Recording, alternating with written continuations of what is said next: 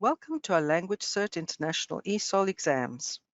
This video aims to share with you useful tips that should help you prepare your learners for their C1 and C2 level listening exams.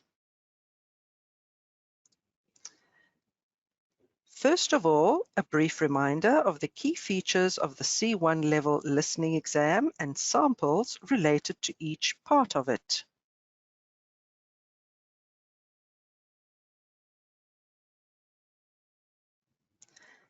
The listening component at both C1 and C2 level consists of 4 parts.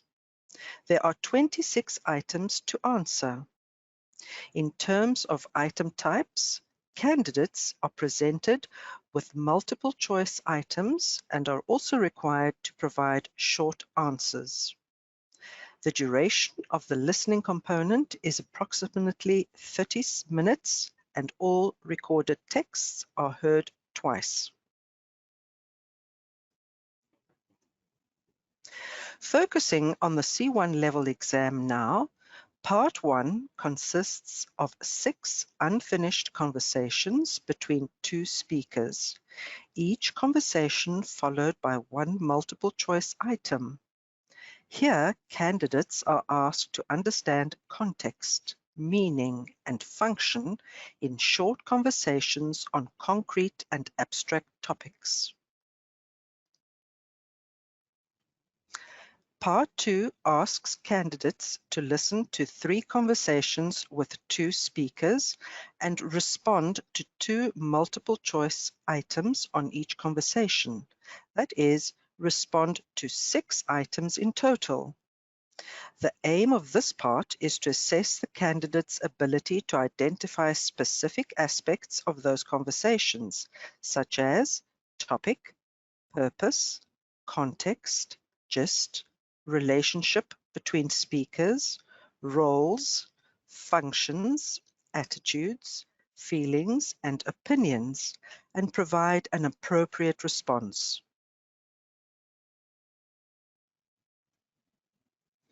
Part 3 presents candidates with a note, message pad or form with 7 headings and space to write the correct information for each heading and asks them to listen to a lecture, radio broadcast, narrative, presentation, etc. containing dense factual information. Responses should be short and no longer than 5 words each time. What is assessed here is the candidate's ability to extract key information from a monologue.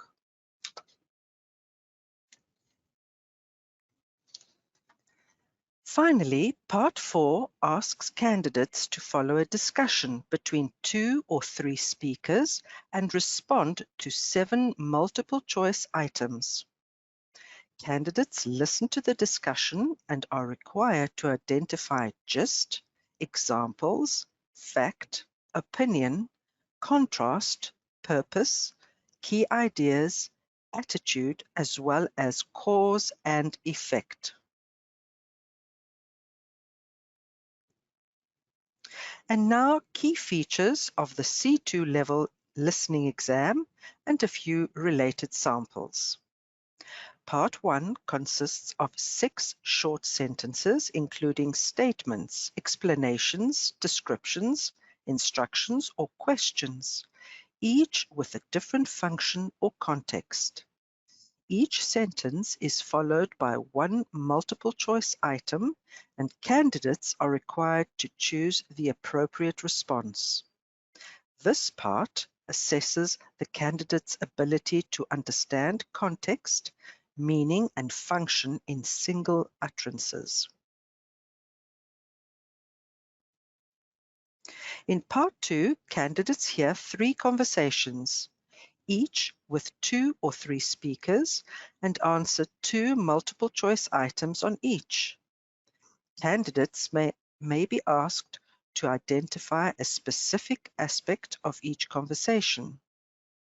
They may be asked to identify topic, purpose, context, speakers, gist, relationship between speakers, etc., and provide an appropriate response. Part 3 presents candidates with a note, message pad or form with 7 headings and space to write the correct information for each heading. Candidates listen to a lecture, radio broadcast, narrative, presentation, etc., all of them containing dense factual information. Responses should be short and no longer than 5 words. This part assesses the candidate's ability to extract key information from a monologue.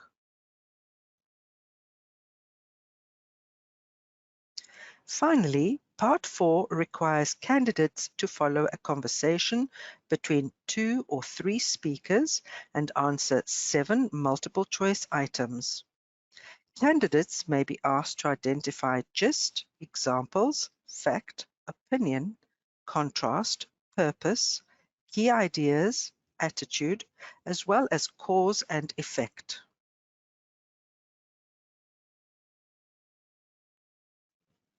And now a few tips for teachers that should help prepare candidates for their international ESOL C1 and C2 level listening exams.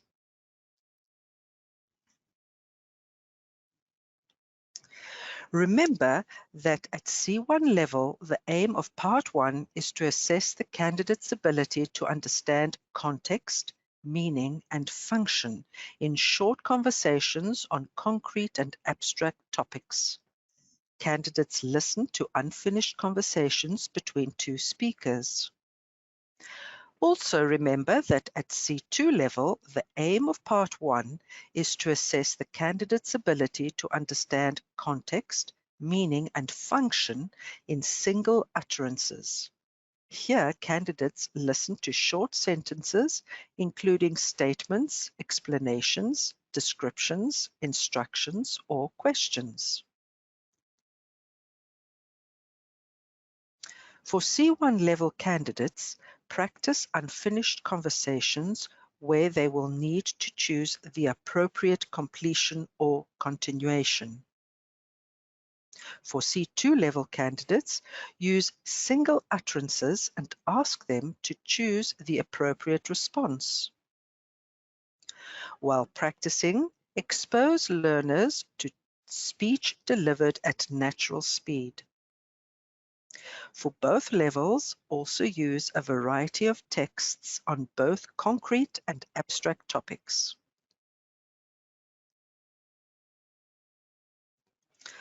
Ask learners a variety of questions. For example, identify context, where the speakers are, meaning what they understand from what they hear, and recognize language functions. For example, speakers expressing satisfaction, making a complaint, giving constructive criticism.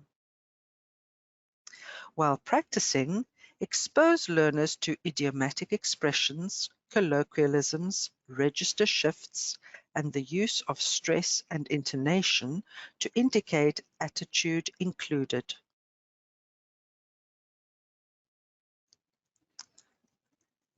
As regards Part 2, bear in mind that at both levels, it aims to assess the candidate's ability to identify a specific aspect of a conversation. Remember that this part presents learners with 3 conversations followed by 2 multiple-choice questions on each. Make them aware that they may be asked to identify topic, purpose, context, speakers, gist, relationship between speakers, roles, functions, attitudes, feelings and opinions, and practice accordingly in class.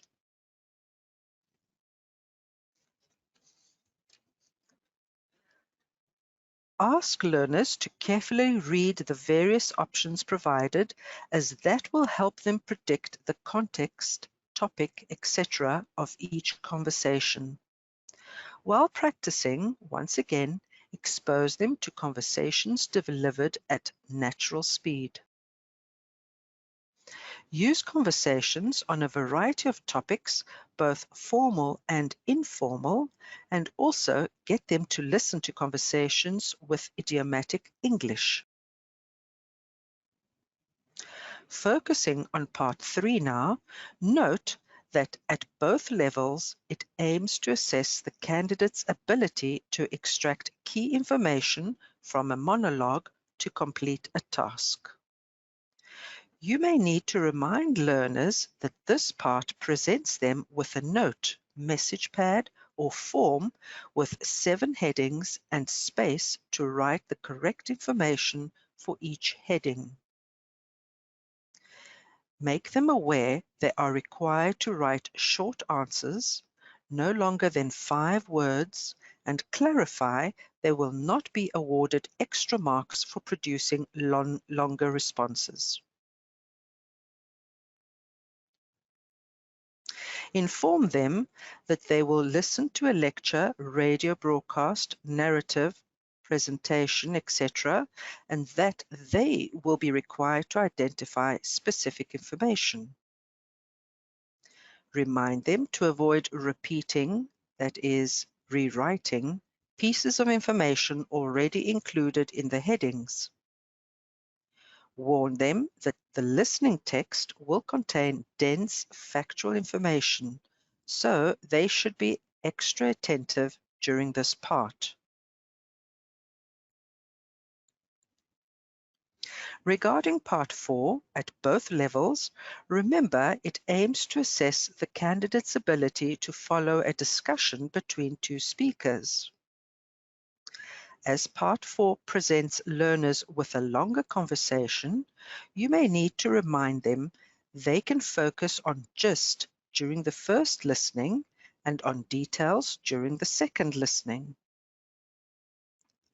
To prepare learners for this part, train them in identifying gist, fact, opinion, contrast, purpose, key ideas, attitude, as well as cause and effect.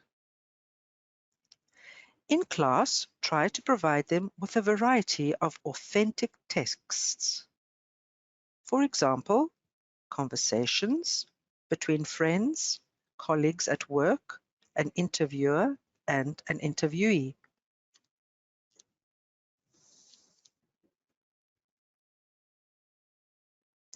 Get them to listen to complex arguments even if they are not clearly structured. Remind them they may be asked to distinguish between fact and opinion.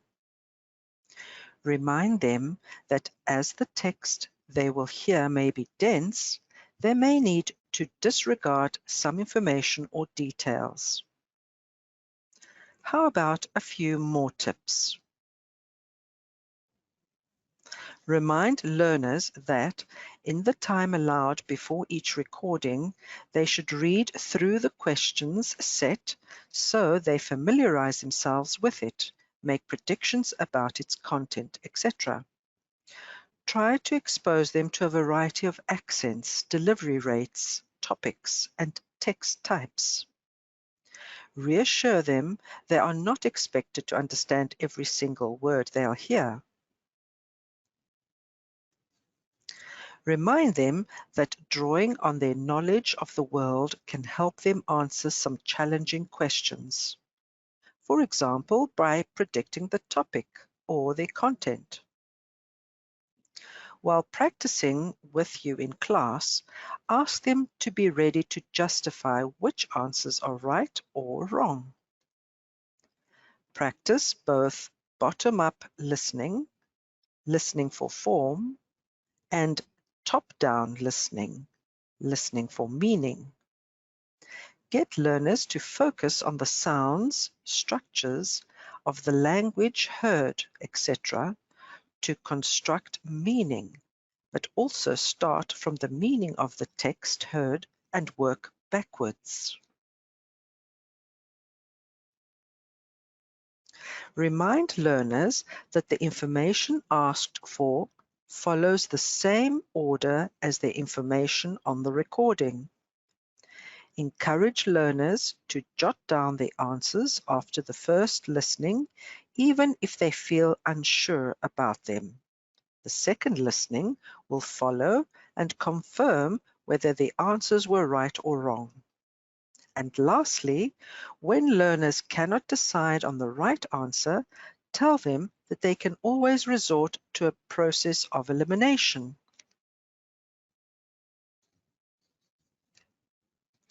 We hope that these tips will prove useful while you are training your learners.